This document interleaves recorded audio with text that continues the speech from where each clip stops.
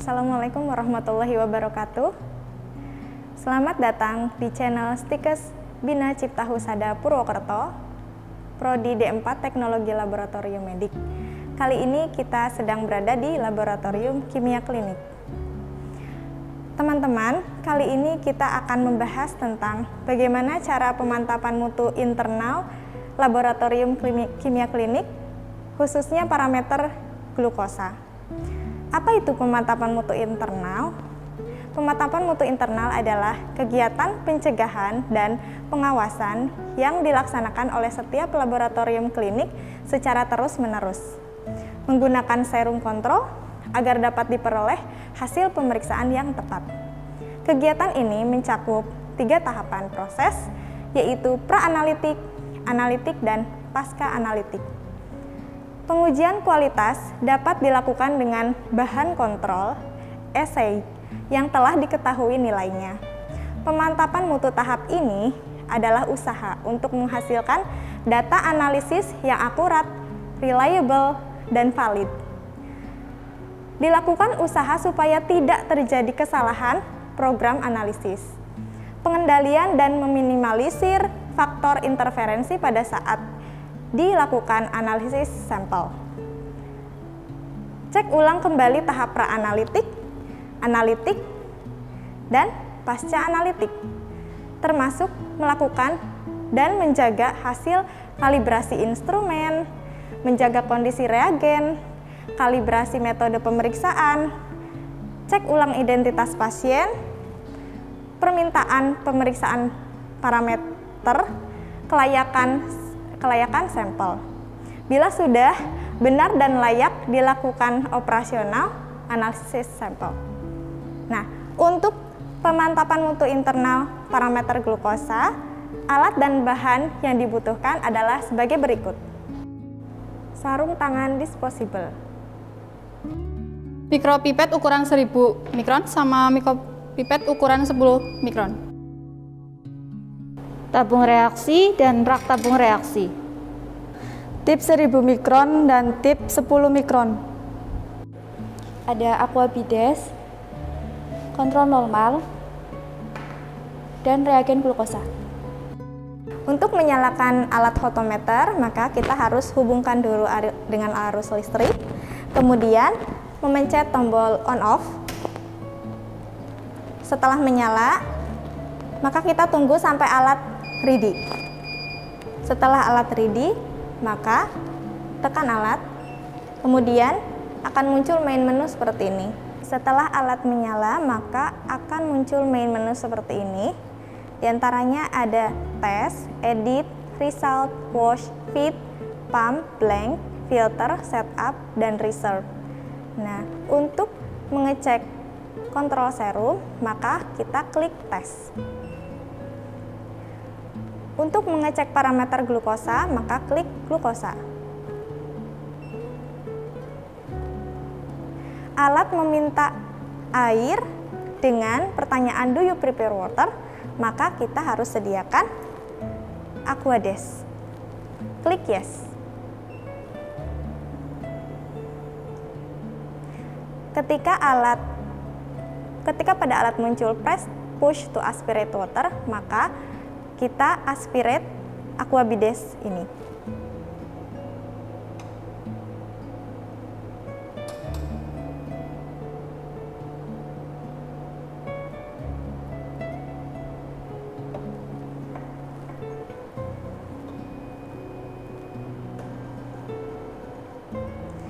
Setelah itu klik continue. Di sini ada pertanyaan tes reagen blank, maka kita klik no. Kenapa kita klik no?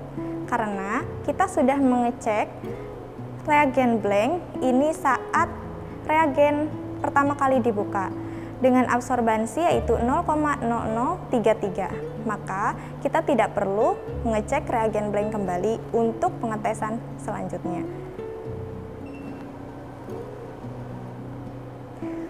Di sini ada pertanyaan tes standar. Klik no. Mengapa kita klik no? Karena faktor yang sudah tertera di sini sudah terkalibrasi atau tes standar sudah dilakukan saat awal pembukaan reagen glukosa dengan faktor 308,87. Maka klik no. Selanjutnya yaitu input referensi. Kita ketik apa yang akan kita tes di sini.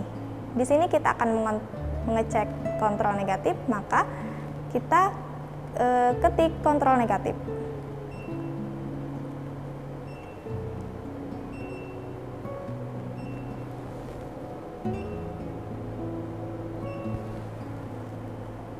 Continue. Setelah muncul seperti ini, maka kita selanjutnya adalah preparasi kontrol serum untuk dilakukan pengetesan parameter glukosa. Selanjutnya yaitu preparasi kontrol serum. Pipet 10 mikron kontrol serum yang sudah dialiquot, tegak lurus,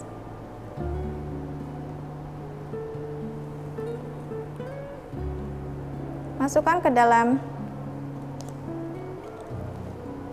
test tube.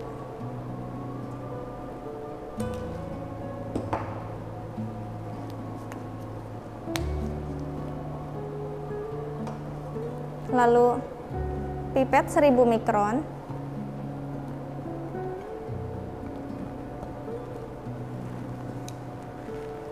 reagen glukosa,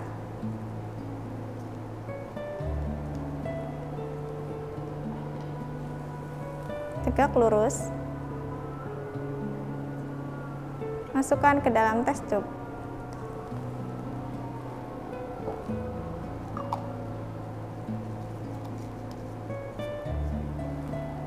Homogenisasi,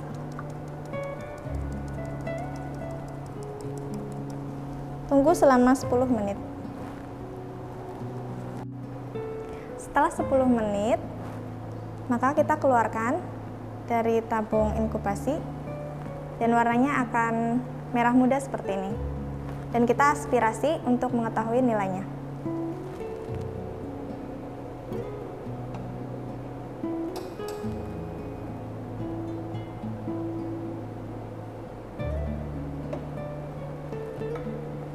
Kontrol negatif hari pertama, glukosa, parameter glukosa yaitu didapatkan konsentrasi sebesar 111,3 mg per desiliter. Nah, kontrol ini masuk ke dalam range atau tidak, maka kita harus melihat daftar tabel untuk parameter keberterimaan untuk glukosa, seperti itu. Untuk range keberterimaannya itu 92 sampai 120 mg per desiliter.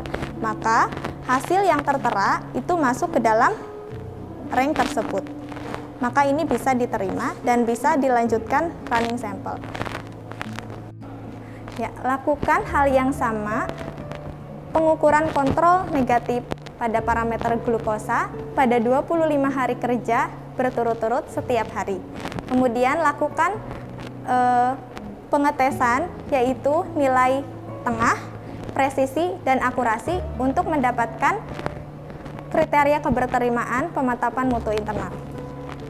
Ya, teman-teman, setelah teman-teman mengukur glukosa pada kontrol serum selama 25 hari, maka selanjutnya teman-teman menuliskan pada tabel seperti ini. Ada tanggal, pasien, nilai glukosa, true value. True value ini kita dapatkan dari supplier yang menyediakan kontrol serum kita.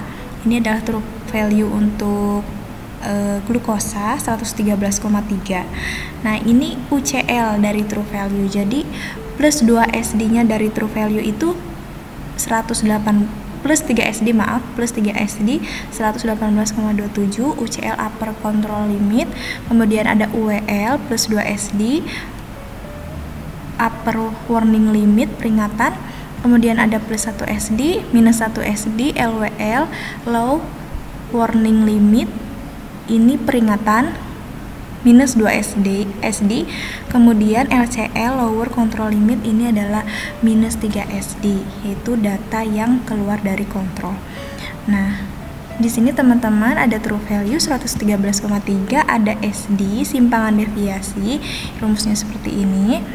Nah, kemudian ada CV coefficient variation, itu ada 0,066, rumusnya seperti ini. Nah, untuk selanjutnya data-data tersebut kita buat chart seperti ini, namanya Westgard chart. Nah, nanti kita dari Westgard chart ini kita akan mengetahui Westgard rule. Termasuk apa? Termasuk 12S, 22S, 13S, nanti kita bahas. Nah, teman-teman, bagaimana sih caranya kita membuat tabel seperti ini? Saya ulangi di sheet ketiga. Nah, di sini kita copy,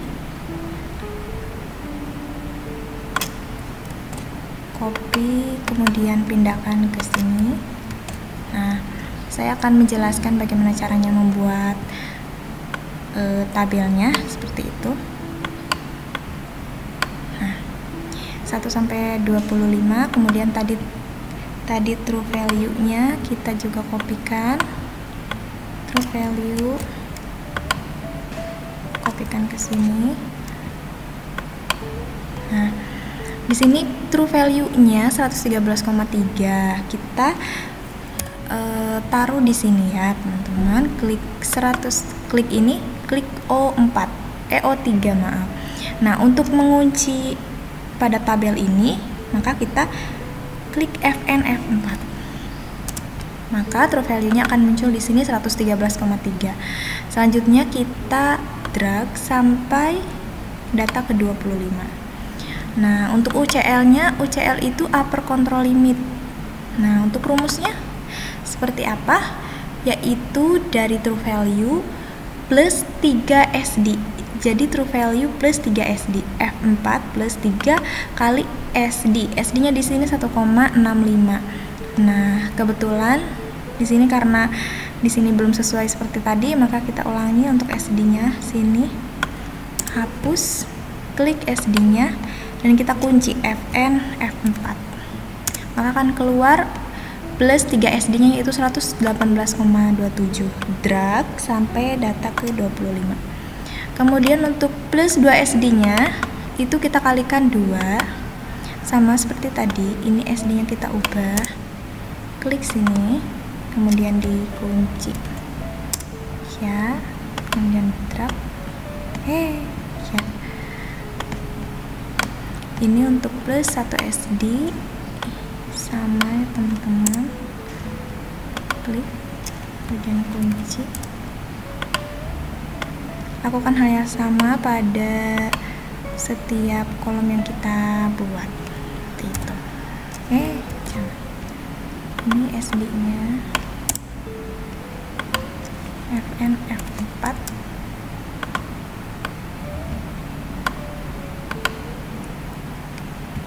kemudian ini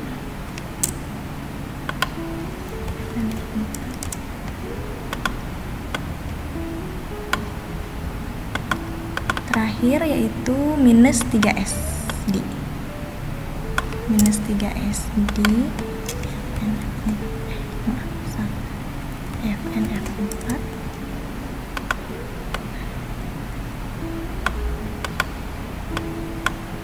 Setelah kita mendapatkan semua data seperti ini, maka selanjutnya kita membuat Westgard chart. Caranya yaitu drag semuanya, semua tabelnya, kemudian kita buat chartnya seperti ini. Nah, bukan ini. Maaf teman-teman, ini dari nilai glukosa.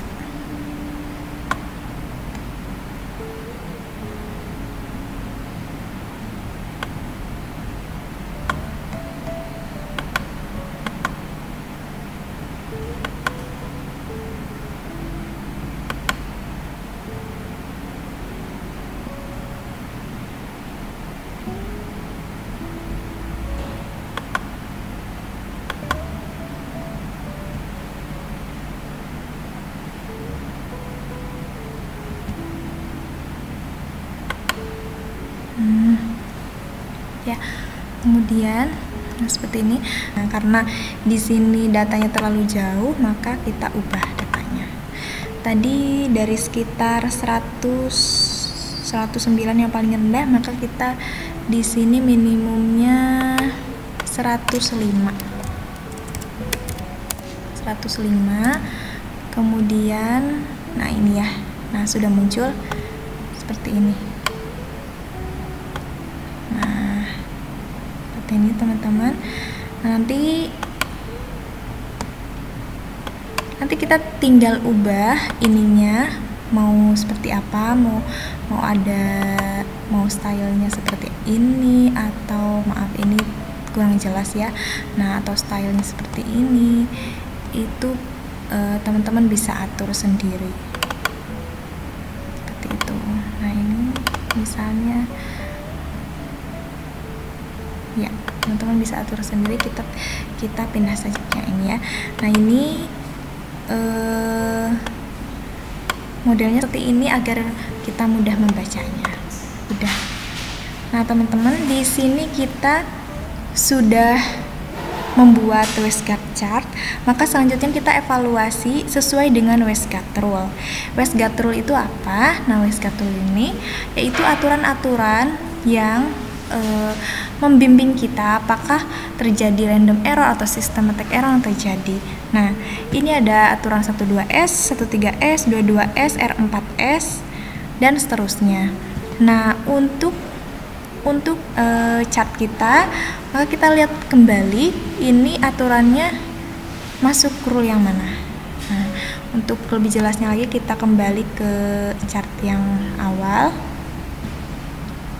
Nah, ini ya teman-teman.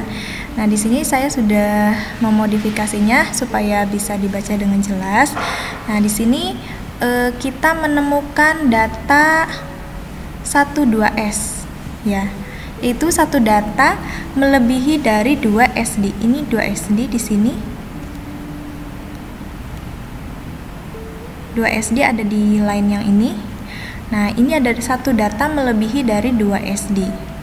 Maka ini termasuk ke dalam 12S. Mari kita lihat aturan 12S bahwa 12S itu nilai kontrol berada di luar batas plus minus 2 SD. Normalnya sekitar 4,5% nilai kontrol bisa berada di antara batas 2S dan 3S walaupun tidak ada kesalahan analitik. Nah, ternyata jika kurang dari 4,5% maka data kita dikatakan normal seperti itu. Karena hanya ada satu. Oh maaf, ada dua ya teman-teman, ada dua. Oh, ada dua data yang keluar dari 2 SD. Berarti dua data dari 25 orang itu termasuknya ke dalam sudah memenuhi kriteria lebih dari 4,5%. Berarti terjadi kesalahan apa di sini, random error atau systematic error. Cek nilai kontrol tes yang lain dan identifikasi sumber errornya. Jika ada masalah penyebabnya bisa karena random error, hasil pemeriksaan masih bisa dikeluarkan seperti itu. Nah, kemudian ada lagi di sini ada beberapa data 1, 2, 3, 4, 5. Nah, ini tapi masih berada di dalam 1 SD. Ya, di sini ada 7X, 8X, 9X, 10X, 12X. Itu yaitu sebanyak 7 data itu melebihi dari 1 SD. Sedangkan kita punya data itu tidak melebihi dari 1 SD melainkan berada di 1 SD. Berarti ini masih tergolong bagus. Nah, seperti itu teman-teman. Ini paling ada kesalahannya ini ya, 2 data melebihi 2 SD. Maka ini harus cek apakah terjadi systematic error atau random error. Jika kesalahan yang bisa ditangani maka hasil bisa dikeluarkan seperti itu. Sudah selesai teman-teman. Sekian teman-teman sharing dari kami Stikes Bina Cipta Husada Purwokerto tentang bagaimana cara menentukan pemantapan mutu internal. Selanjutnya semoga bermanfaat dan bisa diaplikasikan oleh teman-teman semuanya. Terima kasih. Assalamualaikum warahmatullahi wabarakatuh.